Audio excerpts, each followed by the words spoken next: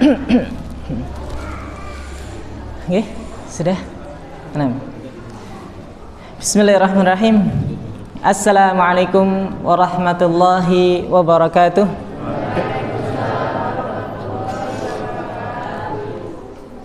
Innal hamdalillah nahmaduhu wa nasta'inuhu wa nastaghfiruh wa natubu ilaih wa na'udzu billahi min shururi anfusina wa min sayyiati a'malina. Man yahdihillahu fala mudilla lahu wa man yudlil fala hadiya lahu. Asyhadu an la ilaha illallah wahdahu la syarika lahu wa asyhadu anna Muhammadan 'abduhu wa rasuluh. Allahumma shalli wa sallim wa zid wa barik wa an'im ala 'abdika wa rasulika habibina wa syafi'ina Muhammadin wa ala alihi wa sahbihi ajma'in. Ma'asyiral muslimin wal muslimat, Bapak Ibu yang dimuliakan Allah Subhanahu wa taala. Alhamdulillah, tentu yang pertama kita panjatkan puja dan puji syukur kita kehadirat Allah Rabbul Alamin atas segala limpah nikmat karunia yang begitu besar hingga hari ini, yang tentu kalau kita renungi bersama kita belum pantas untuk mendapatkan hal tersebut, di mana kita masih seringnya lalai mengingat Allah, namun ternyata nikmat terus berdatangan kepada kita.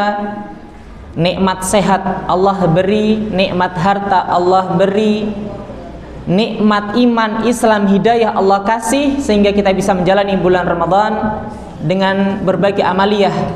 Dan tentunya ini suatu hal yang patut untuk kita syukuri bersama, karena kita melihat bagaimana miliaran manusia itu tidak beriman, dan Allah pilih kita sebagai hamba-hamba Allah. Dan tentunya kita mengharapkan, kita berdoa semoga Allah menjadikan kita sebagai hamba-hambanya yang pandai bersyukur. Kemudian salawat serta salam semoga selalu terlimpahkan kepada qudwah, kepada Nabi Agung, Nabi besar kita, suri tauladan kita, Nabiullah Muhammad sallallahu alaihi wasallam. Dan semoga salawat ini bersambung kepada keluarga beliau, kepada para sahabat beliau yang senantiasa mendampingi beliau di dalam menyebarkan kalimat tauhid la ilaha illallah hingga sampai ke berbagai penjuru dunia. Maka tentu kita sudah selayaknya untuk menjaga iman ini agar tetap ada, karena ini merupakan bentuk syukur kita terhadap perjuangan Rasul sallallahu alaihi wasallam dan juga para sahabat serta para ulama-ulama yang telah berjuang untuk Islam. Bapak Ibu yang dimuliakan Allah Rabbul Alamin, tema kita pada sore hari ini adalah kalau tidak sekarang, kapan lagi? Kalau tidak sekarang, kapan lagi? Nah, kita mulai dengan sebuah syair, sebuah ungkapan dalam bahasa Arab yang dibawakan oleh salah seorang ulama. Beliau mengatakan, ini perkataannya indah nih, menceritakan tentang kondisi yang hidup di Madinah, tinggal di Madinah, di mana Rasul sallallahu alaihi wasallam hidup, meninggal, dikubur di situ. Salah satu tanah haram, di mana tatkala kita beramal di situ ada pelipat gandaan amalan. Tentunya kalau tinggal di situ jadi orang baik, seharusnya gitu kan ya, karena di situ tanah yang dimuliakan oleh Allah Ta'ala. Penyair itu mengatakan, idza lam tatib fi thaybatin 'inda thayyibin wa bihi taubatid dunya fa aina tatibu. Idza lam tatib fi thaybatin, jika kamu tidak bisa menjadi baik di negeri Madinah yang di situ ada Rasulullah sallallahu alaihi wasallam, wa bihi taubatid dunya, dunia ini menjadi baik dengan izin Allah melalui beliau. Dunia ini diperbaiki oleh beliau karena beliau adalah utusan Allah. Salah satunya adalah untuk memperbaiki masalah akhlak. Innama bu'ithu li utammima makarimal akhlak. Allah utus untuk memperbaiki kehidupan moral dari dunia ini. Gak cuman Arab saja, semuanya karena Allah mengutus Rasul SAW untuk seluruh umat, tidak sebagaimana dahulu Isa, Musa dan seterusnya diutus hanya untuk Bani Israel misalnya. Dan Rasul SAW diutus untuk memperbaiki umat manusia. Dan dunia ini baik dengan izin Allah melalui perantara Rasul SAW. Ya. Jika kamu tinggal di Madinah, padahal di situ ada Rasul sallallahu alaihi wasallam, dunia ini menjadi baik karenanya. Kalau kamu tidak baik di situ, mau di mana lagi kamu akan jadi baik? Nah, ini ungkapan untuk mereka yang tinggal di Madinah saat itu. Dan kalau seandainya kita jadikan ungkapan ini di bulan Ramadan, misalnya idza lam tatib fi Ramadan wa fihi ghufran wa fihi maghfirah, 'itqu minan nar, wa fihi mudha'afatul a'mal, bla bla bla gitu ya. Fa inna tatib. Famata tatib. Kalau kamu nggak bisa menjadi baik, ini kata penyair itu ya. Kita rubah. Kalau kamu tidak bisa menjadi baik di bulan Ramadan yang di situ ada ampunan, ada pembebasan dari api neraka setiap malamnya, setiap harinya. Di situ ada pelipat gandaan pahala. Mau di mana lagi kita akan jadi baik? Apakah kita akan menunggu bulan-bulan berikutnya? Nanti deh saya akan menjadi baik di bulan Syawal. Nanti deh saya akan menjadi baik di bulan Dzulqa'dah, Dzulhijjah. Nanti deh kalau saya sudah umroh, sudah haji, saya akan menjadi baik. Maka pertanyaannya, siapa yang menjamin kita akan bisa menjadi baik? Kita akan hidup pada waktu yang akan datang. Wallahi nggak ada jaminan Bapak Ibu sekalian bahwasanya kita akan masih bisa bernafas pada hari esok. Esok berapa jam kemudian saja kita nggak bisa menjadi baik. Kita nggak bisa menjamin kita akan hidup. Apalagi sampai menjamin bulan depan dan seterusnya. Dan bulan Ramadan Bapak Ibu sekalian merupakan kesempatan emas untuk meraih pahala sebanyak-banyaknya. Ini bulan Ramadan nih. Untuk meraih pahala sebanyak-banyaknya, inilah waktunya. Ramadan adalah kesempatan emas untuk meraih ampunan dari Allah, pembebasan dari api neraka. Bulan Ramadan merupakan kesempatan emas untuk menggapai surga Allah Ta'ala. Bulan Ramadan merupakan kesempatan emas untuk mendapatkan kedudukan yang tinggi di sisi Allah Rabbul Alamin. Kalau kita tidak sholat tarawih, sholat malam, ya di samping sholat fardu, mau kapan lagi kita akan menjalani hal tersebut? Kalau kita tidak berpuasa di bulan Ramadan, kapan lagi kita akan berpuasa? Ramadan saja nggak mau, apalagi di luar Ramadan. Tentunya kayak gitu logisnya. Kalau kita tidak tilawah di bulan Ramadan, membiasakan diri untuk membuka Al-Quran, membaca, memahami makna-maknanya, di mana lagi kita akan membaca? Kapan lagi kita akan membaca? Kalau kita tidak biasakan untuk berbuat baik di bulan Ramadan, mau kapan lagi kita akan menjadi baik? Padahal Abu Hurairah radhiyallahu anhu dahulu pernah mengatakan, ta'awwadul khaira fa innamal khairu bil 'adah. Biasakanlah melakukan kebaikan, apapun itu. Kita nggak usah mikir, wah ini kebaikannya kecil, saya pengen melakukan kebaikan yang gede. Jangan kayak gitu. Al-Imam Ibnu Abdul Bar pernah mengatakan, la yanbaghi lil aqili an yahtaqira syai'an min amalil bir. Tidak boleh bagi seorang mukmin yang berakal untuk menghina, menganggap remeh perbuatan sekecil apapun dari kebaikan. Farubbama ghufira lahu biaqaliha. Barangkali ia diampuni dengan kecilnya perbuatan itu. Kita nggak tahu nih, kira-kira kita dapat ampunan dari amal yang mana. Makanya kita nggak boleh itu ngeremehin yang namanya amalan sekecil apapun itu. Sekecil apapun kita tidak boleh meremehkan. Ya. Harus tetap kita lakukan apapun itu bentuknya, karena ini merupakan suatu hal yang harus kita lakukan sebagai hamba Allah Rabbul Alamin. Nah, maka Bapak Ibu sekalian, suatu kenikmatan yang luar biasa, suatu kenikmatan yang luar biasa tatkala kita bisa mendatangi bulan Ramadan. Dan kalau kita melihat bagaimana saudara, tetangga, atau bahkan bapak ibu yang dulu bersama kita di bulan Ramadan tahun lalu, qadarullah dipanggil duluan dan kita masih bisa memperbanyak bekal untuk menghadap Allah Rabbul Alamin. Tentu beda. Barangkali yang hidup tahun berpuluh-puluh tahun yang lalu, Ramadan dahulu sama sekarang beda. Rasanya beda. Dan barangkali sekarang juga beda.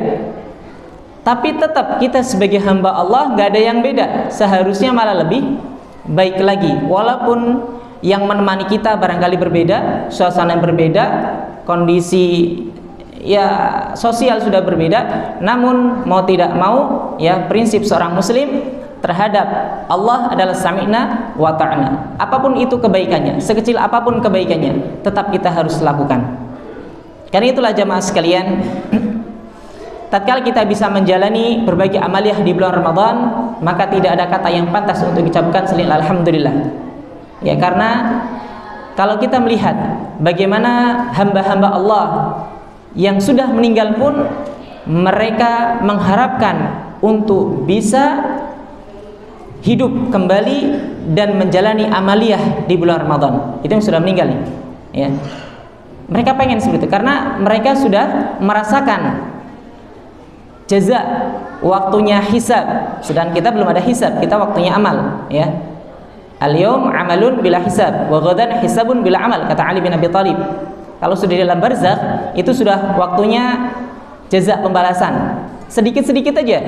Sudah di-spill sedikit sama Allah gitu kan. Ini kamu di gini. Itu merupakan gambaran kelak di akhirat. Nah, sedangkan di dunia masih bisa untuk beramal, belum ada hisab dari Allah Ta'ala. Karena itulah para penghuni kubur ingin sekali bisa mendapati bulan Ramadan, ya, dengan kemuliaan keutamaan yang mereka ketahui.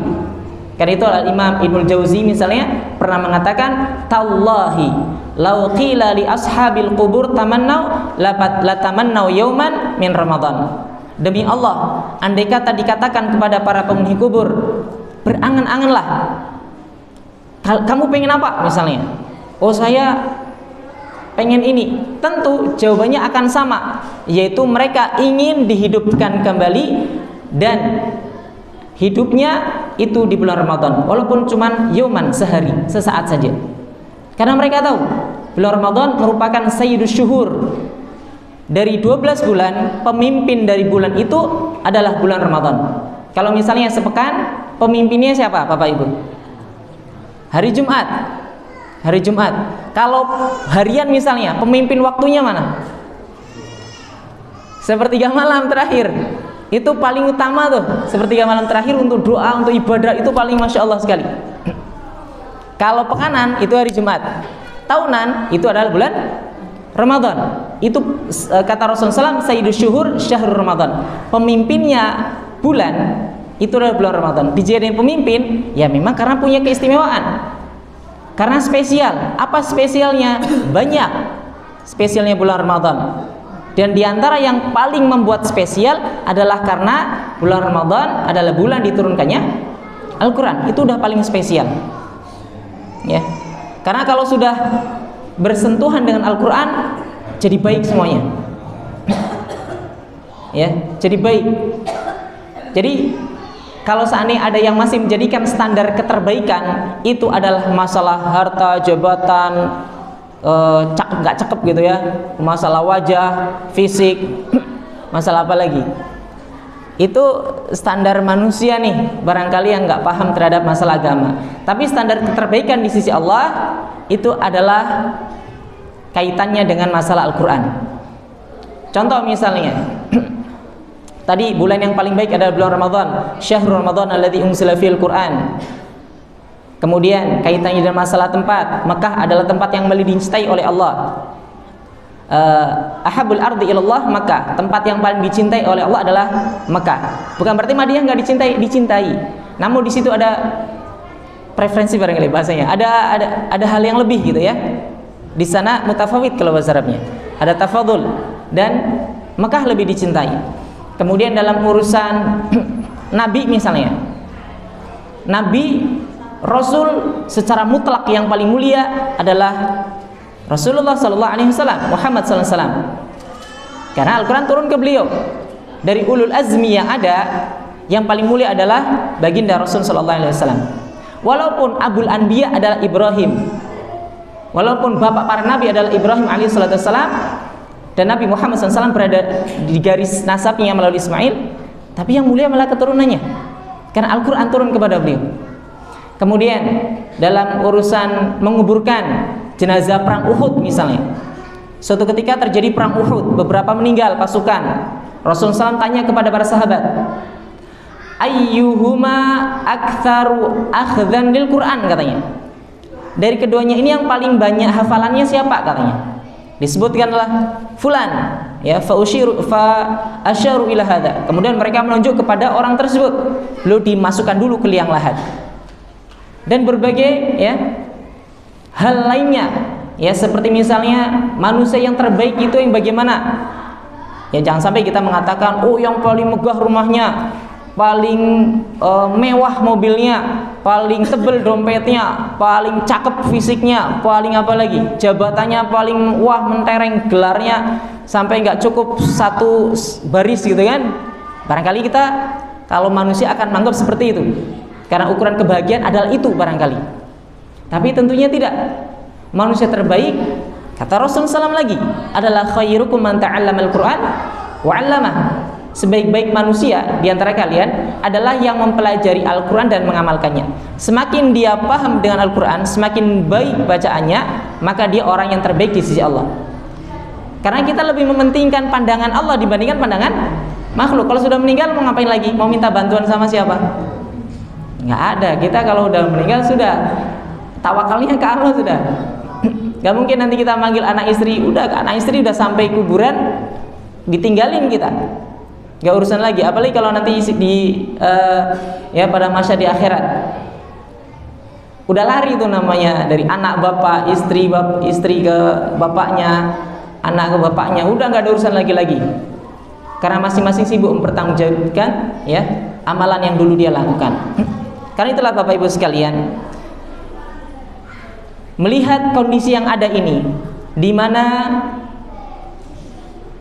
orang yang meninggal pun mereka menginginkan bisa menjadi hamba Allah yang baik di bulan Ramadan, ingin dihidupkan kembali, maka tentunya kita yang masih hidup seharusnya mengambil alih tugas mereka, mengambil alih keinginan mereka yang ingin menjadi baik, ingin menjalani bulan Ramadan dengan amaliyah, ya, sholat, tilawah, sedekah dan seterusnya. Kita ambil alih tugas mereka yang sudah tidak bisa mereka lakukan kembali.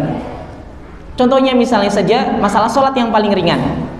Orang yang sudah meninggal itu diantara keinginannya adalah bisa menjalankan sholat, ya, sedekah diantaranya juga. Sholat salah satunya.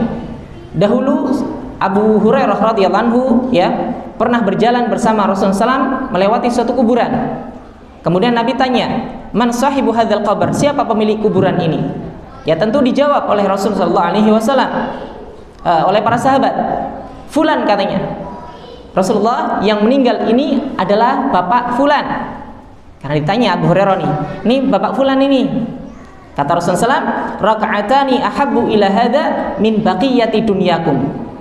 Dua rakaat salat itu lebih dicintai oleh dia dibandingkan dunia dan seisinya yang kalian miliki. Jadi orang yang sudah meninggal itu yang dibutuhin cuman amal soleh saja, cuman amal soleh, nggak butuh lagi yang namanya perhiasan gitu ya. Karena nggak ada ceritanya orang meninggal kemudian karena kita merasa kasihan, kasih AC aja deh dalamnya deh, nggak ada manfaatnya gitu kan. Oh, kepanasan di dalam, nggak ada, udah fisiknya hancur, ya, kecuali yang Allah kehendaki saja. Nggak butuh lagi yang namanya kemewahan dunia. Walaupun dari sebelah barangkali, ya, saudara-saudara dari agama yang lain dikubur kemudian dengan berbagai macam pernak-perniknya, ya, apa isinya? Ya, benda-benda kesayangannya juga masuk gitu ya. Apapun masuk di situ. Makanya sampai ada pencurian ini dan sebagainya gitu ya. Gak ada manfaatnya. Karena yang dibawa oleh mereka itu adalah hanya amal soleh saja. Makanya mereka sangat menginginkan, walaupun itu cuma 2 rakaat sholat. Lah kita sekarang nggak cuma bisa ngelakuin itu, kita masih bisa nggak cuma 2 rakaat, bisa taraweh, Itu 11. Nanti bisa sendiri tahajudan, tambah berapa silahkan. Ya nanti bisa jalani, masih ada rawatiban, fardu tentu ya. Nanti ada salat sunnah yang ghair muakkadah. Ada salat sunnah yang dengan sebab, misalnya salat wudu, ya salat tahiyatul masjid dan yang lainnya.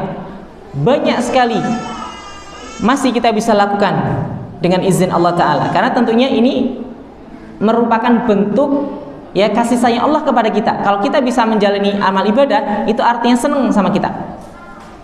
Allah ingin kita jadi orang yang baik. Apa dalilnya? Dalam sebuah hadis Rasulullah SAW mengatakan, "Idza aradallahu bi'abdin khairan ista'malah." Apabila Allah menghendaki kebaikan pada diri seorang hamba, Allah akan jadikan dia beramal. Allah akan jadikan dia beramal. Para sahabat tanya, "Ma yasta'milu?" Apa maksudnya hamba tersebut dijadikan beramal wahai Rasulullah? Rasulullah SAW jawab, "Yuftah lahu amalan salihan baina yadayhi qabla mautih wa yarda anhu man haulahu." Allah akan bukakan pintu-pintu kebaikan untuk dia. Allah akan mudahkan dia menjalani berbagai amal solih sebelum dia meninggal. Dan pada akhir hayatnya manusia ridho dengan dia. Dan pada akhirnya puncaknya adalah orang-orang yang di sekitarnya ridho, seneng sama dia. Nah ini tanda kebaikan nih. Kalau tiba-tiba kita ngelihat tetangga, masya Allah sekarang jadi rajin, Allah kehendaki dia kebaikan berarti. Sekarang kamu masih terus, sekarang masya Allah sedekah bla bla bla macam-macam tilawahnya gitu ya. Puasa ucapannya jadi baik, artinya Allah sedang menghendaki kebaikan orang tersebut. Kalau sudah ada hal seperti itu, harus dipertahankan, harus senantiasa diusahakan untuk tetap ada dengan amal dan doa. Ya, soalnya kalau sudah tidak beramal dan kebaikan, sehari saja itu biasanya sudah jadi malas. Dan terus berdoa. Dahulu misalnya Syekh Al-Utsaimin pernah mengatakan, "Mahma balagat martabatuhu fahuwa muftaqirun ilal hidayah." Setinggi apapun dia telah mencapai derajat, ya, mau dia itu sudah jadi presiden, setinggi apapun gitu ya, jadi pimpinan di suatu lembaga instansi, atau kekayaannya sekian miliar, sekian triliun, muftaqirun ila hidayah, dia tetap butuh sama hidayah. Dia tetap butuh sama hidayah. Makanya harus minta, minimal kita 17 kali minta hidayah sama Allah. Ihdinas siratal mustaqim.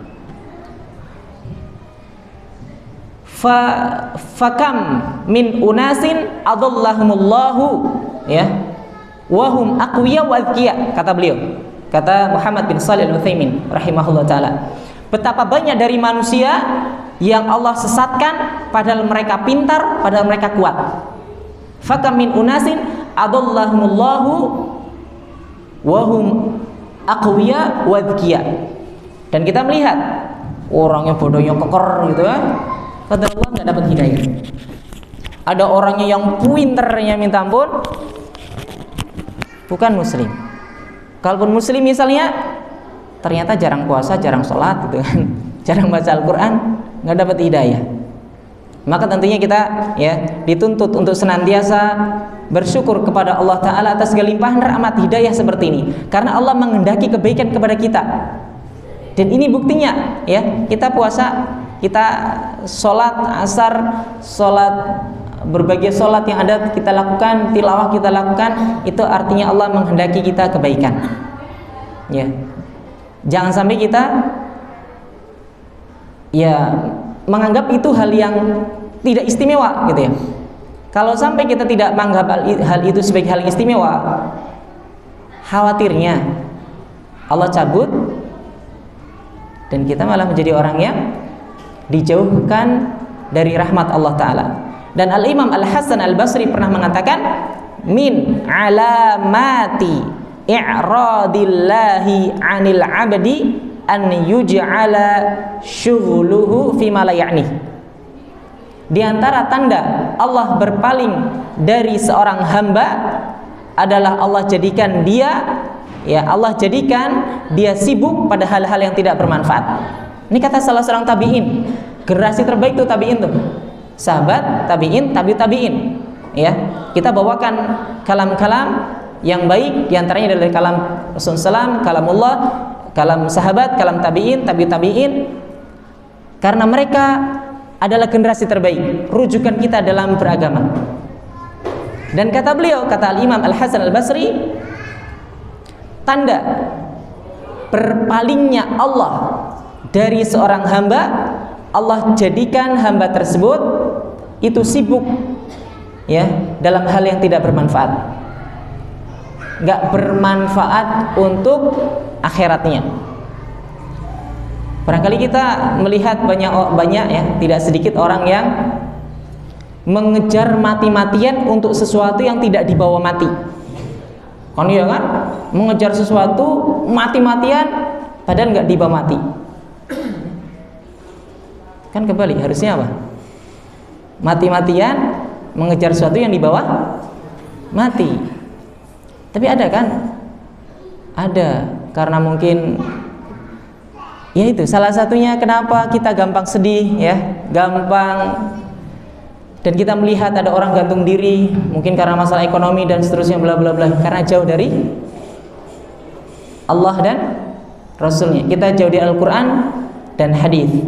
Makanya Syekhul Islam Ibnu Taimiyah pernah mengatakan, kalau pengen bahagia, ini patokannya. Kalau pengen, ya, pengen selalu mendapatkan kebaikan, patokannya ini. Innal khaira wassalaha wal kamala wassa'adata munhasirun fi naw'ain. Kebahagiaan, kebaikan, kesempurnaan, ya, itu hanya bisa direngkuh dengan dua hal. Hanya bisa didapatkan dengan dua hal. Enggak ada yang ketiga, cuma dua. Fi ilmin nafi wal amali salih. Fi ilmin nafi wal amali salih. Dengan ilmu yang bermanfaat dan amal soleh. Jadi kalau pengen jadi orang yang bahagia di dunia dan tentunya nanti di akhirat, ya, patokannya cuma dua. Harus punya ilmu tapi bermanfaat, ya. Saya punya ilmu banyak misalnya, tapi nggak ada manfaatnya, ya percuma gitu kan ya.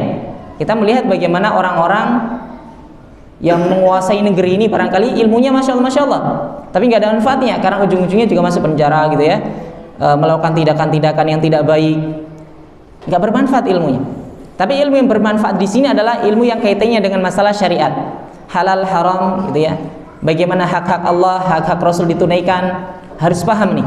Yang kedua, percuma kalau cuma punya ilmu saja, ya, makanya harus diamalkan, yaitu ilmu dan amal. Ini harus punya nih. Kalau punya itu bahagia insya Allah. Dan yang kita cari selama ini kan kita capek-capek kan untuk itu, pengen bahagia. Enggak, saya pengen sarang, nggak ada gitu. Orang hidup itu pengen bahagia, cuman bahagianya kita berbeda-beda kadang. Ada yang lewat, ya kita melihat, kenapa kamu misalnya apa nih, minum minuman, ya pengen cari ketenangan gitu.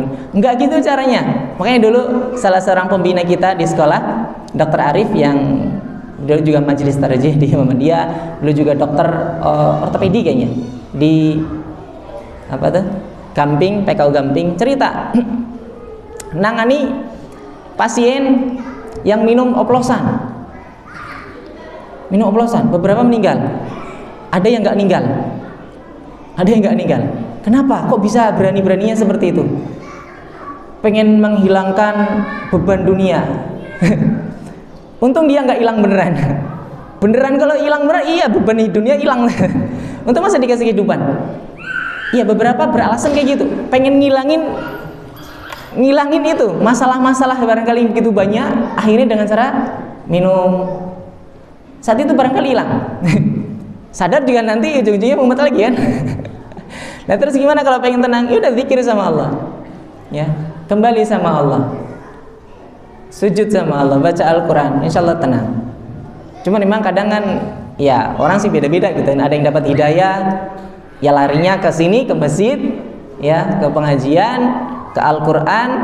Tapi kalau memang nggak dapat hidayah, ya larinya ke sana, yang nggak benar seperti itu. Makanya ini hal yang masya Allah sekali Bapak Ibu sekalian, Allah masih memberikan kita kesempatan untuk menjadi ya hamba-hamba yang bisa ya lebih baik lagi ke depannya, maka tentu kita harus pompa lagi semangatnya, karena ini kita sudah masuk ke 10 hari yang kedua ya. 10 hari yang kedua. Dan Bapak Ibu sekalian, 30 atau 29 hari, intinya sebulan ini, itu Allah ngasih diskonan besar-besaran. Kalau kita melihat bagaimana orang-orang ya jalanan macet tadi ngebut-ngebut ya.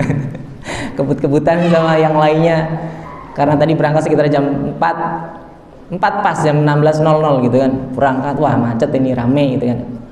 Dan juga mall, toko-toko rame gitu kan, barangkali mereka nyari kebutuhan ini itu dan sebagainya, barangkali nanti ada diskonan sekian persen, diskonan 10.000, 20, 30, 50. Iya. Tapi Allah ngasih diskonan 30 hari. Yang diskonan ini adalah hal yang sangat luar biasa, di mana Allah membebaskan hamba-hambanya setiap harinya, setiap malamnya dari api neraka. Walillahi utaqa'a minan nar. Wadzalika fi kulli lailah. Wadzalika ya kullu lailah. Allah bebaskan hamba-hambanya dari api neraka. Yang tahu Allah ya, yang tahu Allah. Tapi tentu kita berharap kan ya bisa mendapatkan diskon ini. Dan diskonan ini masih berlangsung nanti sampai tanggal berapa ya kita Ramadan selesai. Yang penting belum sampai masuk Syawal lah ya. Masih berlaku diskonnya. Ini masih diskon besar-besaran Bapak Ibu sekalian. Makanya perlu kita kencengin lagi semangatnya. Karena ingat, biasanya ada orang yang di awal semangat, di akhir malah loyo. Padahal itu bertentangan dengan hadis Rasulullah SAW, innamal a'malu bil khawatim. Innamal a'malu bil khawatim. Intinya di mana? Di akhirnya loh. Intinya di akhir. Ya. Di awal semangat, masya Allah gitu ya. Sholatnya, sholat fardunya, sholat tarawihnya di shaf pertama, terus baca Al-Qur'annya sehari sejuz minimalnya gitu kan. Tapi malah di akhir-akhir misalnya kendor, loyo, bahkan malah tidak melakukan rutinitas di awal Ramadan yang dulunya dilakukan. Nah, ini kebalik nih. Karena yang paling penting itu di akhirnya. Apalagi di akhir itu diharapkan Lailatul Qadar itu ada. Ya. Di 10 hari terakhir itu malah diharapkan ada. Makanya jangan sampai salah konsep. Semangatnya di akhir malah semangatnya di awal malah akhirnya enggak. Dan kita melihat itu, ya, misalnya dalam suatu perang dikatakan itu perang Uhud misalnya. Ada salah seorang sahabat yang dikata oleh Rasulullah SAW, siapakah siapa yang ingin melihat, ingin mengetahui seorang dari penduduk ahli neraka, falyanzur ila hada. Lihatlah orang ini. Orang-orang heran.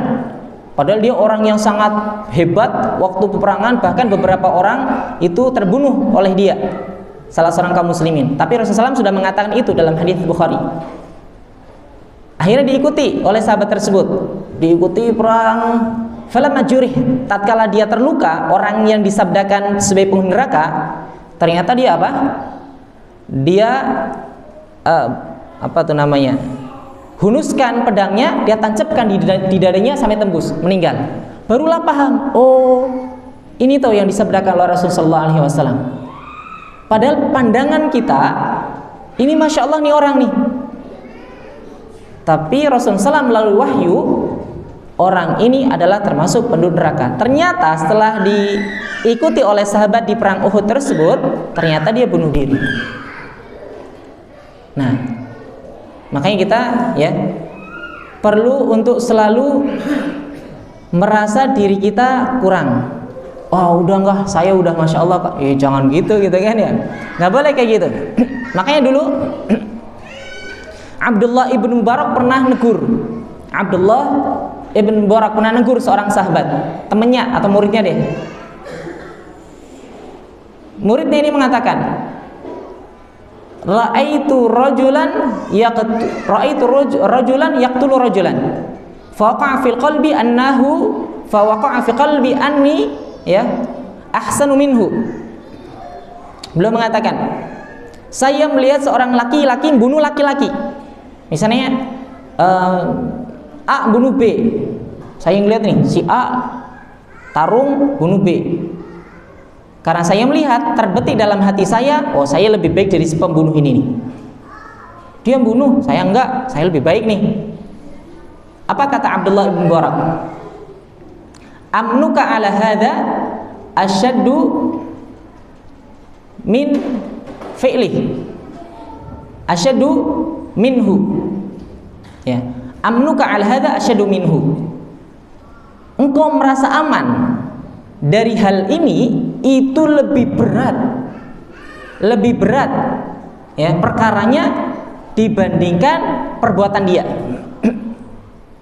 Kemudian dijelasin, barangkali yang bunuh ini nanti tobat, kamu malah dikasih cobaan berbuat dosa. Ayo, nah, kan nggak tahu juga kan kita nanti di akhir hayat seperti apa. Ditegur sama gurunya, barangkali nanti yang bunuh ini tobat loh, hati-hati, kamu merasa aman, kamu merasa baik dari diri orang, ya itu lebih berat urusannya. Karena barangkali dia nanti di akhir hayatnya dikasih tobat, kamu malah jadi nggak bener, nah repot urusannya. Dan itu kita bisa melihat contoh yang paling jelas siapa? Iblis contoh yang paling jelas nih. Yang dahulu iblis kan orang yang bukan orang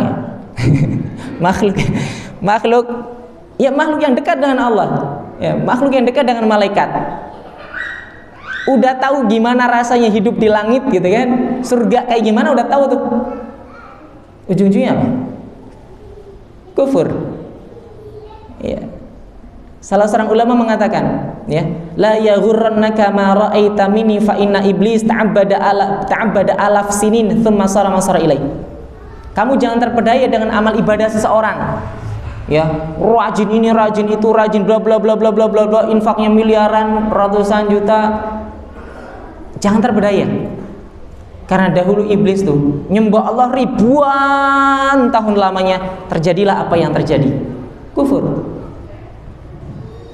Nah, kita yang nyembah Allah baru akil baliknya umur berapa sampai sekarang berapa tahun, kita masih jauh dari iblis kalau untuk urusan ibadah sama Allah.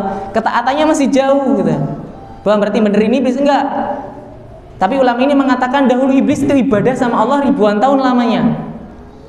Dan kita belum apa-apa, itu kan belum ada ribuan tahun, ratusan tahun juga belum ada. Yang paling sepuh Yusuf ini pinten tahun nih, Pak?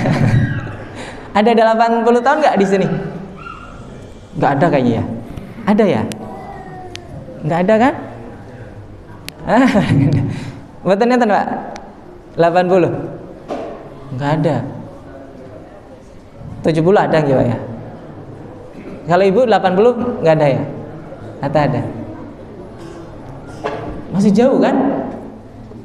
Tapi iblis qadarullah jadi apa? Jadi kufur.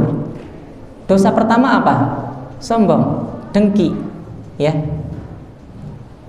Karena nggak mau sujud sama Adam, padahal perintahnya simpel, sujud sama Adam gitu, nggak mau gitu. Karena Allah mengatakan, ya, merasa dirinya dia diciptakan dari, ya, anak diciptakan dari api, dia diciptakan dari tanah. Lebih muliaan siapa? Logika dia lebih muliaan api. Dalam surat Al-A'raf.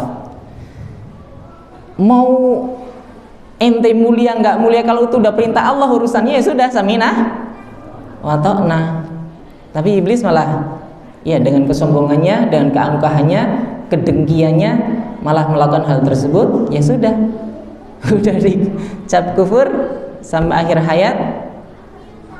Dan keturunannya sama saja, ya, walaupun ada jin muslim, jin kafir, namun ya tetap Allah masih memberikan hidayah ke beberapa makhluk. Dan ini suatu karunia yang luar biasa. Makanya Bapak Ibu sekalian, kita, ya, patut bersyukur karena masih diberikan kesempatan umur, kita masih diberikan hidayah, yang tentunya ini adalah hal yang sangat luar biasa sekali. Cuman yang jadi permasalahan, Bapak Ibu sekalian, capeknya kita diterima sama Allah enggak gitu? Capeknya kita diterima sama Allah enggak? Karena Allah mengatakan nih dalam suatu surat, dalam satu ayat, amilatun nasibah tasla naran hamiyah. Tafsirnya adalah amila amalan katsiran. Oh, dia ngamalin amalan banyak sekali.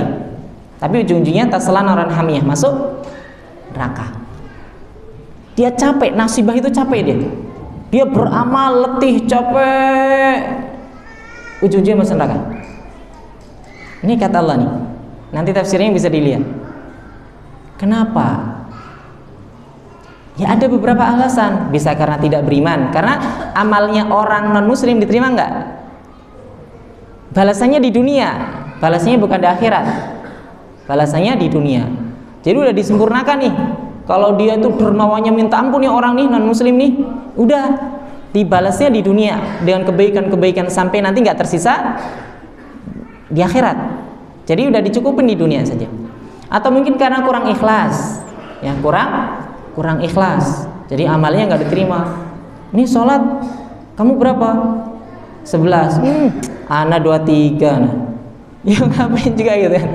Atau masalah sedekah. Berapa tadi? Sampai jenengan berapa tadi? Saya infaknya inilah 10.000. Oh, ana 100 loh. Ya untuk apa juga gitu kan? Menyebar-nyebarkan seperti itu gitu. Intinya masalah keikhlasan harus kita perbaiki lagi. Kalau nggak ikhlas, khawatirnya nggak diterima. Karena memang syarat diterimanya amal adalah ikhlas. Wa ma umiru illa liya'budullaha mukhlishina lahuddin. Kita diperintahkan ibadah ya dengan cara mengikhlaskan dan cara ikhlas atau mutabaah ya. Kita tidak mengikuti contohnya Rasul sallallahu alaihi wasallam. Ya kalau wudu gimana wudunya, kalau sholat gimana sholatnya, ya puasa gimana puasanya. Kan nggak mungkin puasa udah kita bukanya ini deh sebelum matahari terbit, sebelum matahari terbenam nih. Itu bukan tuntunannya. Atau dalam hadis disebutkan bukannya nunggu sampai bintang-bintang kelihatan sebagaimana orang-orang Yahudi. Itu juga bukan tuntunan. Artinya apa? Kita butuh belajar agar kita tahu ya, dan kita bisa mengamalkan sesuai apa yang ditentukan oleh Allah dan Rasulnya. Karena kata Umar bin Abdul Aziz, man abadallaha bighairi ilmin kana ya ma yufsiduhu aktsar mimma yuslih. Barang siapa yang menyembah Allah tanpa ilmu, madorotnya, kerusakannya lebih besar dibandingkan kebaikan yang dia dapatkan. Ini kata Umar bin Abdul Aziz, yang bahkan dijuluki sebagai khalifah yang keempat, kelima, ya. Saking adilnya, saking bagusnya, mengatakan seperti itu. Jadi seorang yang beribadah kepada Allah tanpa ilmu, itu kerusakannya lebih banyak, madaratnya lebih banyak. Karena nanti urusannya dia dengan Allah, ya kan dia nyembah Allah nih. Jadi nanti kalau tanpa tuntunan dari Allah dan Rasulnya, itu urusan dia dengan Allah nantinya. Nah, Bapak Ibu sekalian, siapa yang jamin? Kembali lagi ke pertanyaan yang tadi, ya. Siapa yang jamin bahwasanya lelah kita, ibadah kita diterima oleh Allah? Yakin gak ada yang bisa jamin? Kalau ada saya bisa jamin. Oh, masya Allah sekali. Ini tahu hal gaib ini. Nggak ada yang tahu, ya. Nggak ada yang tahu sama sekali. Kalau tahu mau apa? Mau malas-malasan? Enggak, Rasulullah SAW tahu ya. Rasulullah SAW tahu nih kalau dia sudah diampuni dosa-dosa yang akan datang, yang telah lalu diampuni tuh. Udah tahu Rasulullah SAW.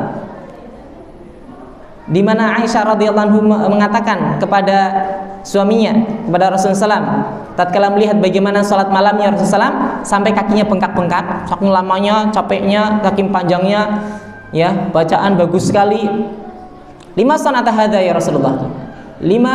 Mengapa engkau melakukan hal ini? Wa qad ghafarallahu laka ma taqaddama min dzambik wa ma ta'akhkhar.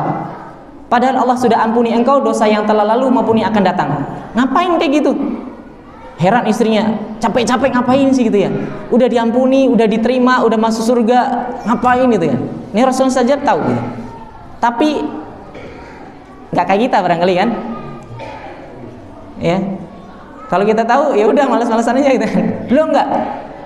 Belum mengatakan afala akunu abdan syakura. Bukankah aku semestinya menjadi hamba yang bersyukur?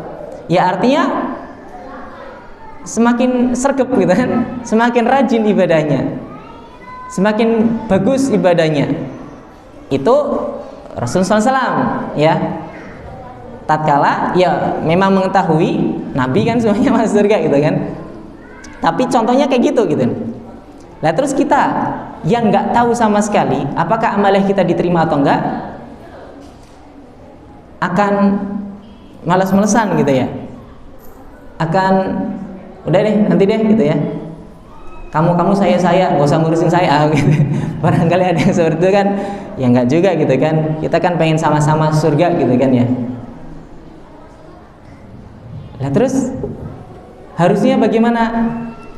Ya harusnya perbaiki lagi masalah kualitas ibadah kita. Jangan cuma sekedar memprioritaskan beramal itu. Yang penting kan saya sudah sholat, yang penting kan saya sudah puasa. Iya, tapi berkualitas enggak?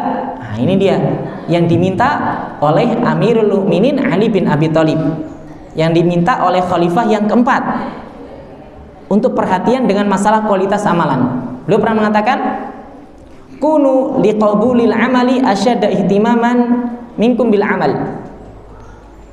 Jadikanlah oleh kalian, ya, jadikanlah oleh kalian diterimanya amalan itu sebagai perhatian utama dibandingkan hanya ya sekedar beramal.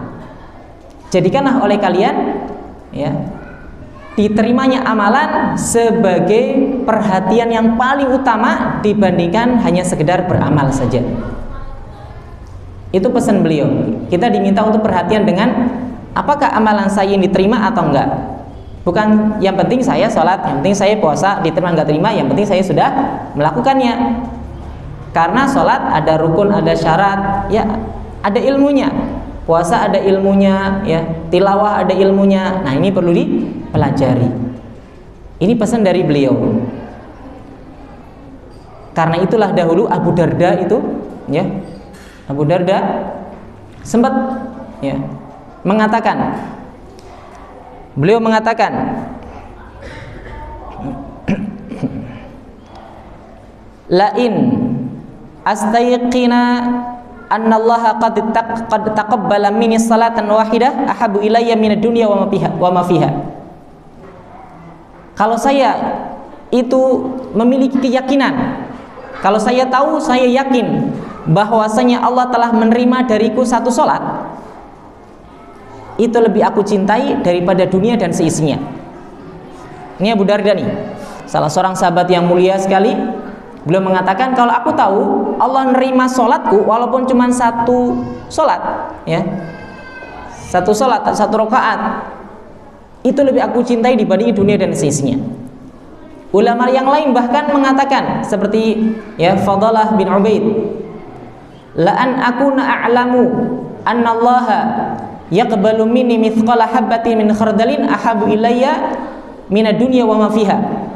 Andai kata aku tahu bahwasanya Allah menerima dariku amal kebaikan yang walaupun itu beratnya sebiji sawi, lebih aku cintai dibandingkan dunia dan seisinya.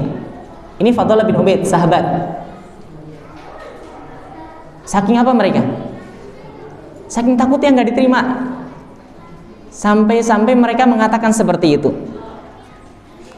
Karena itulah dahulu ya ada salah seorang ulama salaf, ulama terdahulu, generasi terbaik, di ujung hidupnya nangis. Ya didatangi oleh Qatadah, terus melihat nangis. Mayubki, apa yang buatmu nangis? Ditanya nih. Ya, ulama ini namanya adalah Amr bin Abdillah. Amr bin Abdillah, ulama terdahulu. Amr bin Abdillah nangis dalam kondisi-kondisi akhir. Kemudian Amr bin Abdillah ini mengatakan, ini asma'ullah yaqul, saya mendengar Allah berfirman, innama yataqabbalullahu minal muttaqin, sesungguhnya Allah hanya menerima amalan dari hamba-hambanya yang bertakwa. Inilah yang membuat aku nangis, katanya gitu. Padahal Qatadah ngomong, ya, wa qad kunta wa kunta, ngapain kamu nangis? Kamu kan sudah ngelakuin ini, ngelakuin ini, ngelakuin ini, ngelakuin ini, disebutin sama sahabatnya. Qatadah, ulama tafsir sepertinya. Tapi tetap nangis. Karena Amir bin Abdillah ini tahu ada firman Allah Ta'ala yang bunyinya innama yataqabbalullahu minal muttaqin. Sesungguhnya Allah hanya menerima amalan dari orang yang bertakwa. Inilah yang bikin dia nangis. Apa kita termasuk orang yang bertakwa? Ini jadi pertanyaan nih. Makanya di antara tujuan puasa itu adalah la'allakum tatakun, jadi yang bertakwa. Nah, ini PR untuk kita bersama agar kita nantinya bisa menjadi orang-orang yang bertakwa. Kalau jadi orang yang bertakwa, insya Allah amalannya diterima. Kita harapkan hal tersebut. Karena kalau ditanya sholat capek nggak? Ya capek gitu ya. Dari sholat ini pengennya apa? Ya pengen surga gitu. Iya gitu kan. Kita mengharapkan itu gitu kan ya. Karena nggak mungkin ada orang ibadah nggak capek, nggak mungkin. Pasti capek. Karena memang itu fitrahnya manusia capek. Laqad khalaqnal insana fi kabad. Itu fitrahnya manusia itu susah. Gampang capek, gampang susah, gampang apa ya? Apa bahasa Jawanya? Hah? Ngersula itu bahasa ngapaknya ya? Oh sama ya? Iya, ya gitulah. Sambat itu kan gampang sekali. Itu memang fitrahnya manusia kayak gitu. Kalau ada manusia yang hidupnya nggak pernah ngeluh, bukan manusia kayaknya. Fitrahnya luntur. Nggak, itu manusia kayak gitu. Karena kita bukan malaikat, ya. Kalau malaikat, mereka itu ya tidak pernah la yastahsirun. Mereka tidak pernah letih, tidak pernah capek ibadah kepada Allah Ta'ala. Dan kita bukan malaikat ya, makanya kita ya oke lah, lagi capek ya, bagaimana kita bisa mengkondisikan supaya tidak langsung down dan jauh dari Allah. Seperti itu. Makanya dulu tatkala Nabi Muhammad SAW kehilangan Ibrahim putranya, ya sedih nggak beliau? Sedih. Innal aina latadma wal qalba yahzan, ya. Wa inna nahnu bi firaqika Ibrahim lamahzunun. Wahai Ibrahim, namanya Ibrahim misalnya anaknya. Mata ini nangis, hati sedih. Kami ya bersedih berpisah denganmu. Walakin la naqulu ya illa bima yarda rabbuna. Tapi kami tidak mengatakan kecuali apa yang Allah ridhoi saja. Nah ini nih. Karena terkadang ada orang yang sedih, capek, akhirnya mengatakan atau melakukan suatu hal yang tidak diridhoi oleh Allah Ta'ala. Nah contohnya kembali lagi kepada Rasulullah SAW. Kalau kehilangan sesuatu, ucapin yang baik. Kalau lagi pas capek, lagi pas ada sesuatu masalah bla bla bla, ya ucapkan, lakukan hal-hal yang baik. Ya memang karena sifatnya manusia pasti ya mendapatkan hal-hal yang tidak baik. Ya. Karena memang ujiannya manusia itu adalah ujian kebaikan dan ujian keburukan. Itulah ujian manusia hidup di dunia. Kadang dikasih harta, kesehatan, anak-anak yang sehat, jiwanya sehat, fisiknya sehat, dirinya juga sehat, semuanya sehat, bisa makan, bisa minum, bisa tidur anteng gitu ya, tentram. Kadang juga dikasih keburukan, sakit, nggak punya harta, nggak bisa makan, banyak ujian. Tapi tentu kita mengharapkan ya ujian tersebut tidak membuat kita jauh dari Allah. Karena inti dari ya penciptaan ini adalah ayyuhum ya ahsanu amala, yang paling baik amalannya. Nah seperti itu. Ini sampai jam berapa ini? Hah?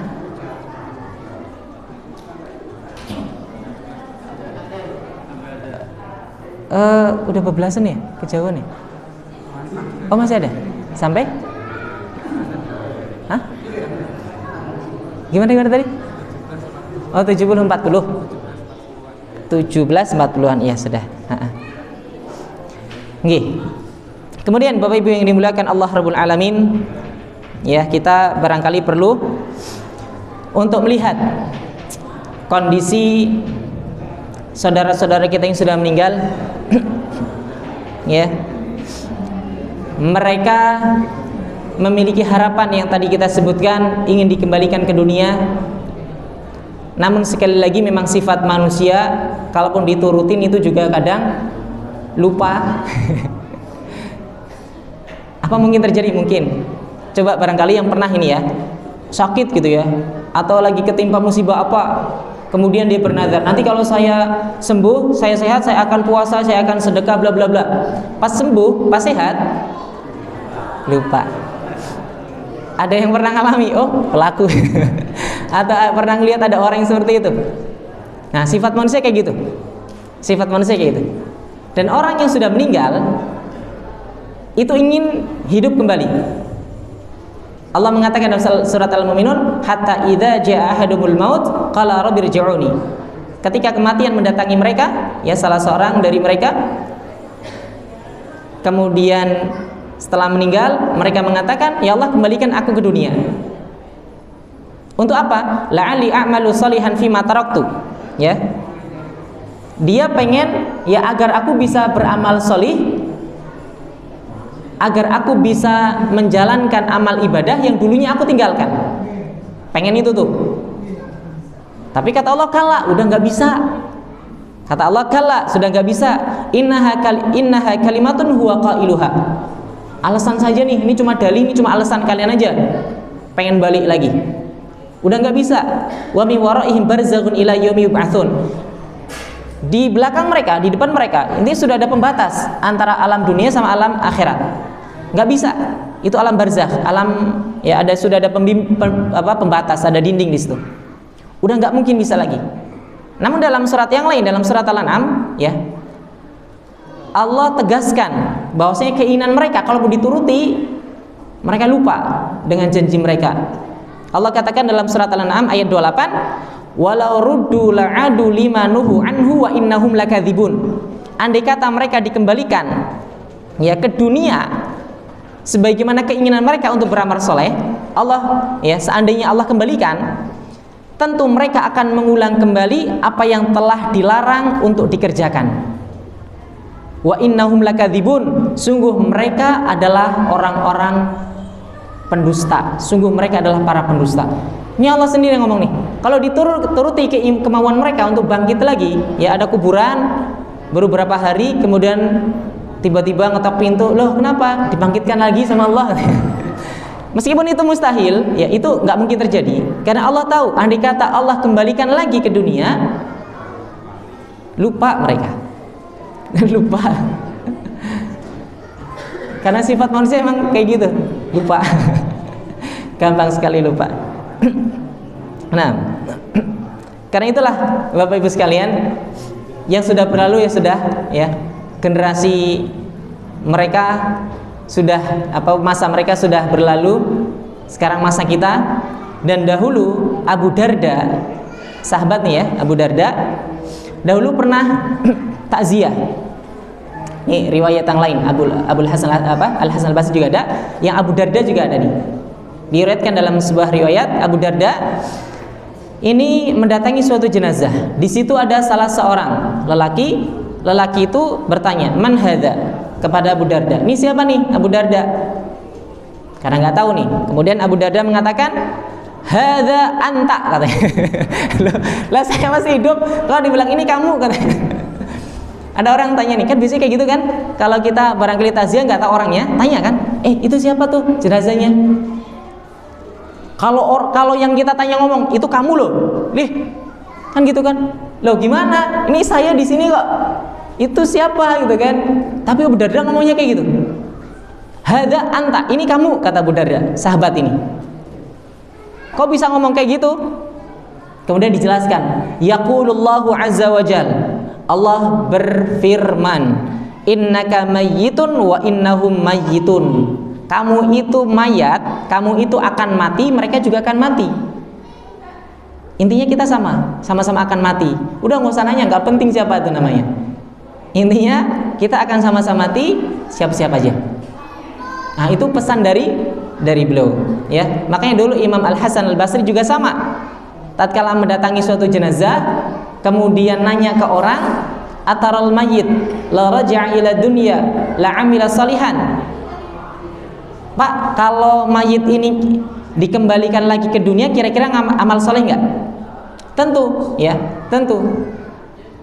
Itu kan pandangan dia, pandangan manusia yang sudah hidup ya tentu akan beramal soleh, ya. Itu pandangan manusia kayak gitu. Maka jawabnya Al Hasan Al Basri, salah seorang tabi'in, beliau mengatakan, idza lam yakun huwa fakun anta. Kalau dia sudah nggak bisa, maka tugasmu sekarang. Langsung ditodong kayak gitu. Kalau dia sudah nggak bisa amal soleh, sekarang tugasmu. Mau nunggu meninggal dulu baru nanti ada keinginan itu. Ini pesan ulama-ulama zaman dulu, memang kadang-kadang nyelekit, kadang-kadang nyindirnya keras sekali gitu ya. Tapi memang kadang nasihat ada yang sifatnya keras, ada yang sifatnya lembut gitu ya. Kadang ada orang ya kalau dilembutin nggak bisa, harus dikerasin.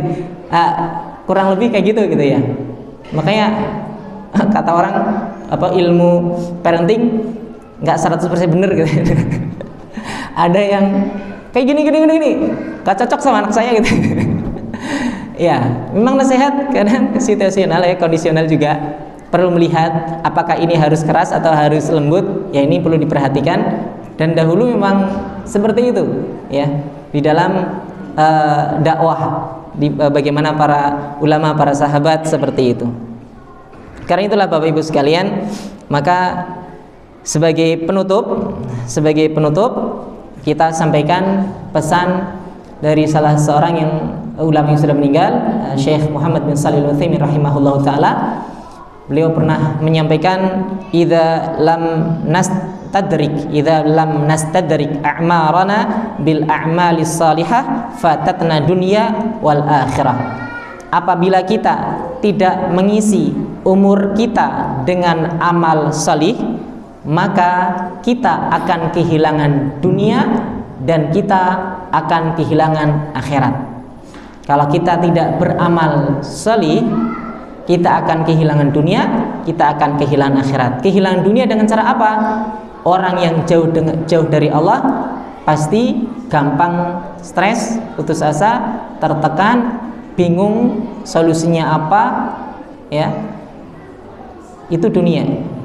Di akhirat nggak dapat apa-apa. Maka kita berdoa kepada Allah Ta'ala agar Allah memberikan taufik kepada kita, sehingga sisa umur yang ada bisa berkah, bisa diisi dengan amal-amal kebaikan, dan Allah menerima amal-amal kebaikan kita semuanya. Kita diberi husnul khotimah, diberi ampunan, dimasukkan ke dalam surga Allah Ta'ala bersama Rasulullah SAW, bersama para sahabat, bersama orang-orang yang kita cintai di surga tertinggi insyaallah. Barangkali itu yang bisa disampaikan, kurang lebihnya mohon maaf. Naktafi bihadzal qadar, subhanakallahumma bika asyhadu an la ilaha illa anta astaghfiruka wa atubu ilaik. Wa sallallahu ala nabiyyina Muhammadin wa ala alihi washabihi wasallam. Assalamualaikum warahmatullahi wabarakatuh.